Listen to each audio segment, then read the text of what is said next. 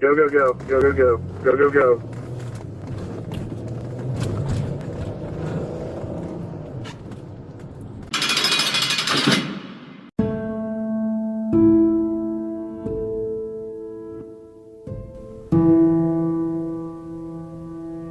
Folks, welcome back to another episode of The Fallen Badge.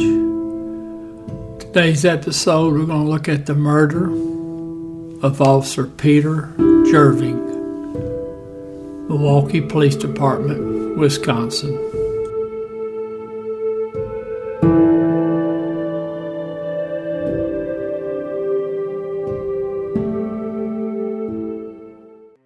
Officer Jerving was 37 years old. He had 4 years on with the Milwaukee Police Department. Now, he wasn't married, but he'd been dating this one young lady for quite a number of years. Now, his mama and daddy were still alive. He had 6 brothers and sisters. Now, the suspect in this case, he didn't really have a criminal record. He had a couple of hit-and-run accidents, so it's obvious he couldn't drive. But other than that, what transpires is just way beyond what he had ever done in his life, or at least what was known to have been done in his life. Now, on February the 6th, 2023, there had been a robbery in the 3600 block of West Good Hope Road about 11:30 that night. Somebody had their cell phone taken in a robbery. Now, there was a stolen car involved, so I don't know if during the robbery the car was taken, which would make it a carjacking, or if the stolen car was used as part of the robbery, so the suspect or suspects could make their escape. Now, the next night, according to some news agencies, police pinged that phone that was taken in the robbery, and it leads them down into the 2700 block of South 14th Street.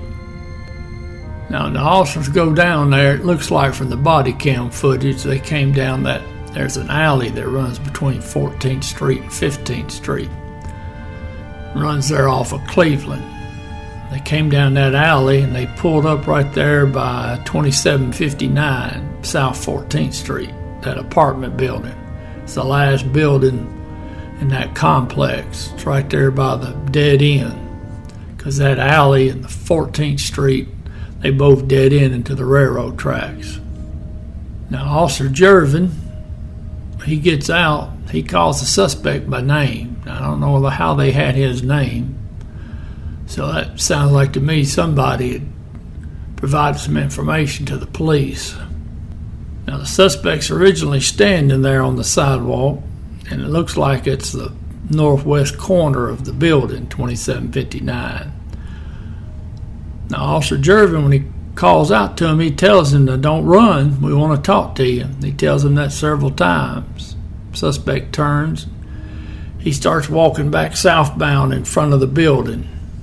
When he makes that corner there, which would be the southwest corner of 2759, he takes off running back eastbound. So Officer Jerving's chasing him and his partner's chasing him. Now, the foot chase turns and goes back up northbound through the complex. Now, at some point, the suspect gets up on the extreme north end of that apartment complex, and it looks like at some point he must have turned and went back westbound through the complex and then back northbound.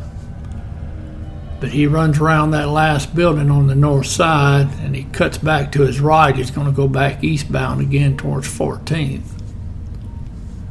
And he falls up against that fence. There's a telephone pole there. That's how I was able to reference where the actual shooting location was.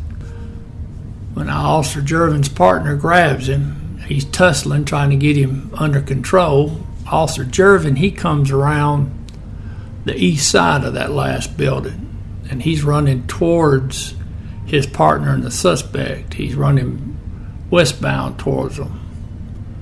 Now, on the body cam footage, you can see the suspect pull out a pistol. I don't know how many rounds he fired, but he fired off some rounds. It was enough rounds Officer Jerving's hit. Officer Jerving either had his pistol out or he pulled his pistol, and he shot the suspect. Suspect's down, Officer Jerving's down. Call for help, shots fired goes out. They get an ambulance there for Officer Jerving, transport him to the hospital. Now he's dead shortly after getting to the hospital.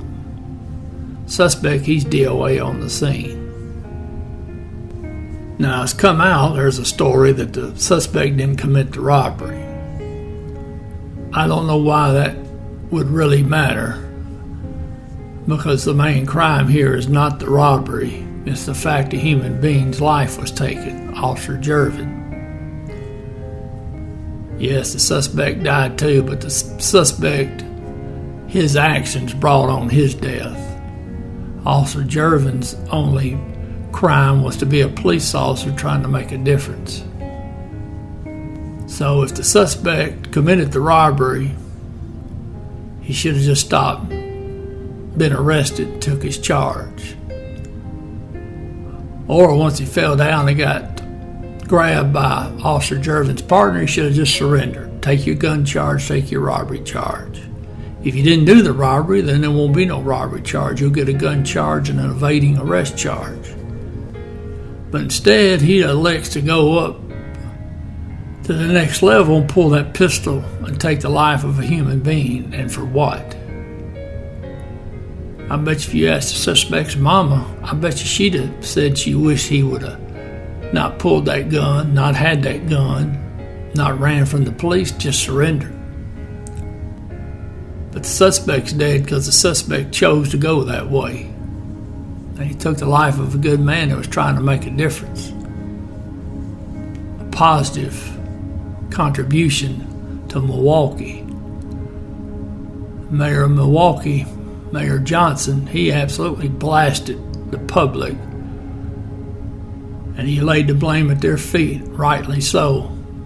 Because if you got crime in your jurisdiction, that's the citizens of that jurisdiction's fault, because they allow it to happen, or they're actually committing the crimes, or they're aiding and abetting those that are. Low crime rate in a jurisdiction, that means the citizens care, and they're making a difference. And the police department is effective because they have the help of the citizens. These high crime rate areas, you don't care if you're not committing it, you're turning a blind eye, or you're helping with it. And then your police department is nothing but an army of occupation.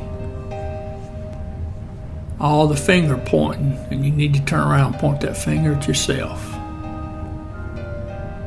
So whether the suspect committed the robbery or not means nothing. It's his actions that night.